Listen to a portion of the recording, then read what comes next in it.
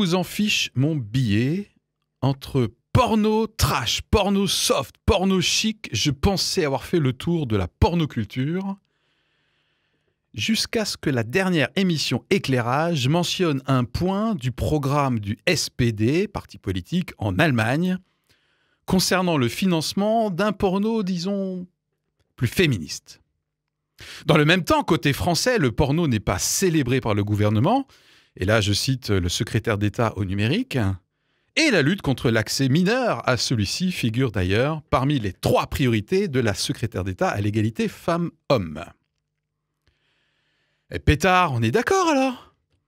Alors, haro sur le porno fléau? Bon, presque tout le monde est d'accord quand même pour dire, je pense que c'est un produit pour adultes. Ce marché juteux, puissant et finalement omniprésent, eh bien, n'échappe pas à la chasse aux stéréotypes. Pourquoi pas finalement? Je laisse la société actuelle osciller et scier à tout va.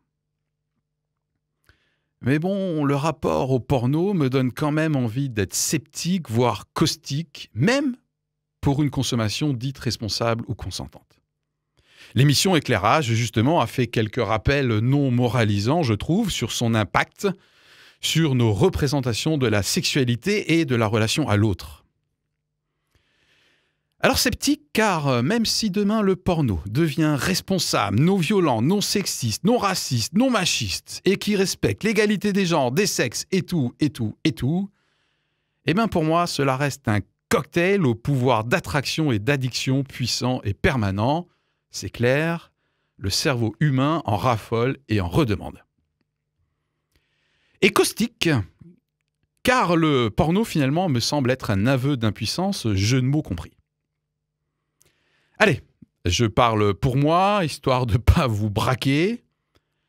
La part de moi qui est tentée de visionner du porno sur ces nombreux écrans, 7 en tout à la maison, et cette part infantile, facile et servile qui disperse son énergie au lieu de l'investir.